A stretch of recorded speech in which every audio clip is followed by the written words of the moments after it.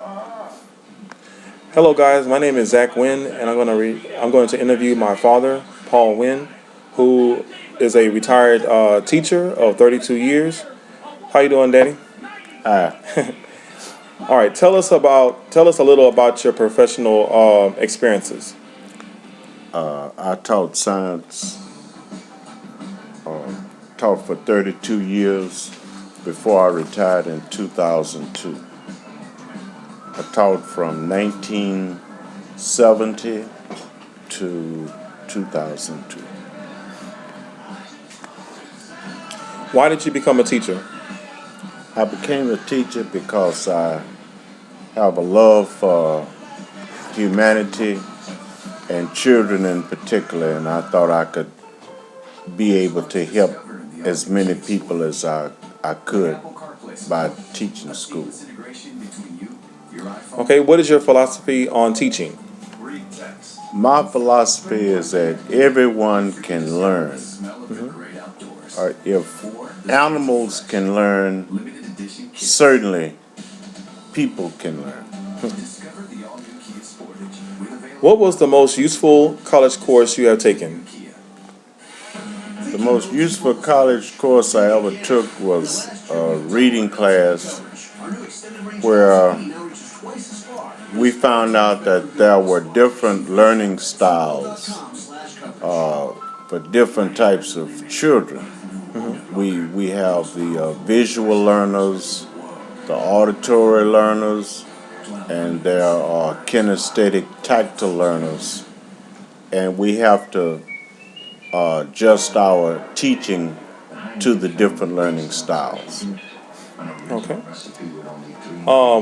What was your least favorite subject and age group to teach? I had no least favorite subject or age group. I liked them all because I thought all of them were important. Okay, that's good. Yeah, because all kids are kids. Yeah.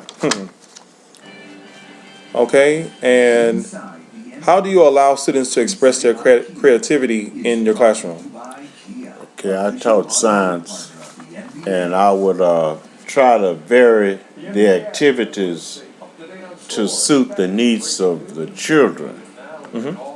I would have animals for certain types of children who like animals, and I would let them help me with do experiments for those kids. We even had a little cookie making classes to show them the benefits of chemistry in the home and chemistry and cooking. Okay, that sounds pretty good. Describe the most effective teaching techniques. I guess the most effective teaching techniques is when you allow the kids to do peer teaching. Sometimes kids can learn from other children, and that's part of the idea that if you vary the ways of teaching, you reach more children. And it helps them out when they grow up and everything. Yeah.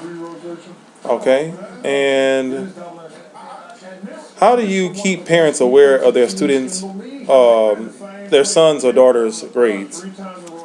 Well, you must keep communication going with parents.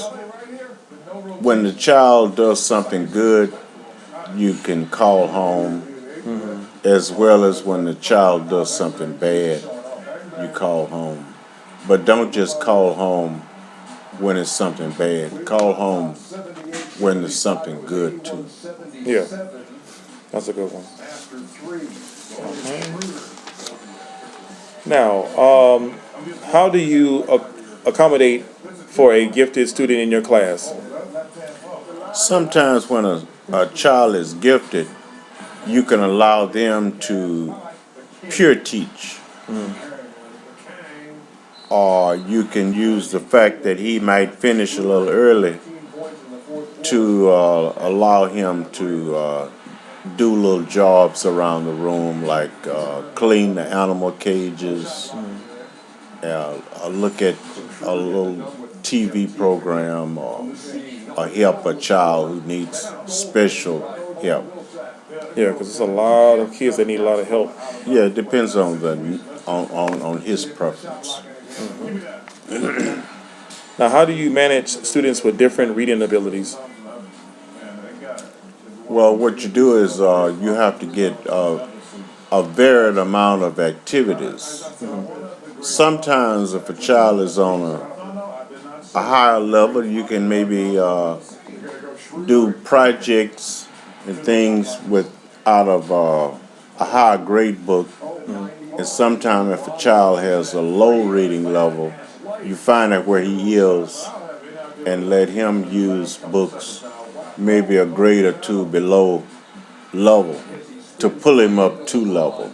Okay.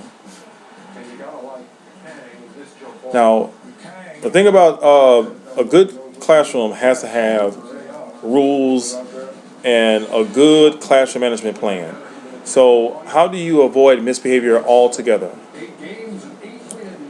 Well, the way I avoid misbehavior is that I'm explicit with my rules. I had a few simple rules, and the rules were come in, sit down, talk quietly, respect others. That's a If good. you do those four things, then we won't have a problem. That's good. And what does a model classroom look like to you? A model classroom is a classroom that meets the needs of the students. If you meet the needs of the students, then you can compete against anyone.